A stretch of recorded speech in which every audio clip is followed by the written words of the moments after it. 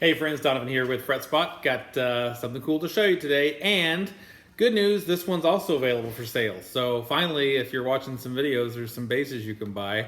And trust me, when you see this bass, you're gonna wanna buy it because I've never had anything quite like it.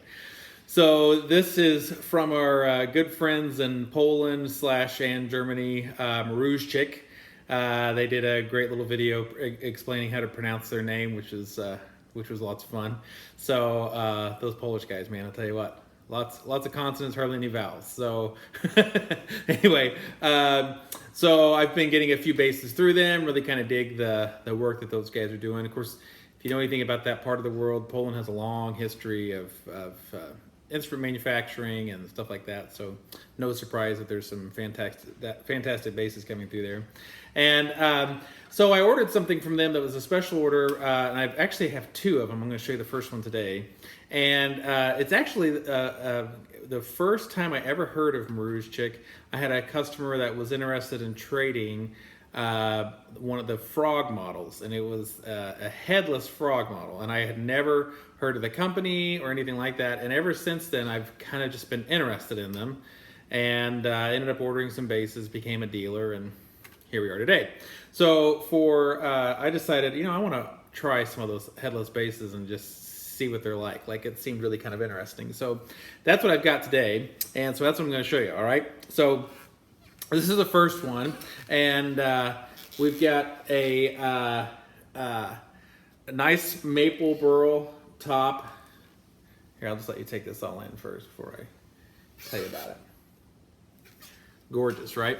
So I'll stand up so I can get a little closer. So we've got a burl maple top, and we've got Haussel Jazzbucker pickups with matching covers and a ramp. It's removable. It has sticky tape on it if you want. I cannot remember what this fretboard is. It looks like a roasted bird's eye, but as I'm looking at the spec sheet over here, it looks like it says Snakewood. I don't know. That doesn't make any sense. But it's really cool. It's smooth like maple, and but I don't know what it is. So then let's see. We've got a Noll 3-band preamp with series parallel single coil switches, and ash body, maple neck with wingay stringers, and of course it's headless, which is pretty slick, right? So basically, you just roll your strings through there, lock it down, cut them off. And if you want it to be smooth up there, you can file them down. And then on the back, that's where all the magic is happening back there with the bridge. Gives you tremendous fine-tuning control, which is really, really nice. And I'll talk a little more about this headless and the tuning thing. And then two different strap button placements, depending on how you like it. So for me, I've kind of found that putting it on that bottom one tends to hold it kind of in this position. And it doesn't, you'd think maybe it'd want to come up this way or whatever. It doesn't. It's probably the most stable, less divey bass I've ever played. So you can believe that. That's kind of surprising. So let's talk a little about this headless thing. What's going on here? Is this just a gimmick or what? So short answer is no. We got a couple things going on here that's really cool. For one thing, obviously, it's more compact. You don't have the headstock. So these things are shipping in a guitar gig bag. So just imagine, a little more compact rig, less, you have less stuff above your heads. You don't have to worry about hitting doorways if you're carrying a gig bag, something like that. So it's a smaller form factor, which is really nice. But there's something else that's going on here too, is tuning stability. So you've got the strings in here, they're being locked down here. And then obviously we've got our 0 fret.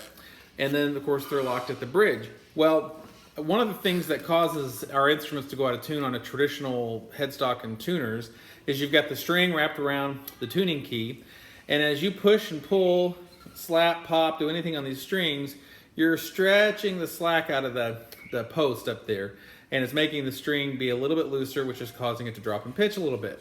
So you find especially if you play hard or whatever, you're having to tune up more often. Well, with this kind of system, you're really not. I mean, it's pretty stable, and the thing this bass came to me from Poland. It took a couple of weeks to get here because customs held it up forever. So it sat in customs for over a week. And I pulled it out of the case and it was like tuned up perfectly and ready to play. So just amazing. So anyway, beautiful woods, flawless craftsmanship, just a gorgeous, gorgeous piece. Comes with a nice Maruszczyk gig bag. And let me talk a little bit about the sound. You're gonna hear a few different sounds on here when I record it. When everything's set flat on the controls here, then you get this nice kind of articulated, enhanced mid-range bump that's real nice and burpy, and like you just can hear yourself really well in the mix. It helps, it makes you want to play like very articulate and all that kind of stuff. It's very, very nice. And so the first little lick you hear, it's up in series mode and both pickups on. And then I switch over to single coil, and there's some, and then when you hear the slap stuff, it's single coil with the bass boosted a little bit and the treble cut some.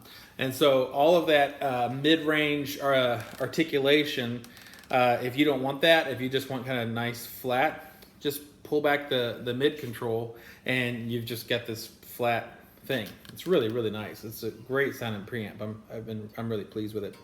So anyways, enough of me blabbering on. Let me let you hear this. If you'd like to purchase this bass, you can, FretSpot.com, and you'll be able to check it out there. And otherwise, let's hear it.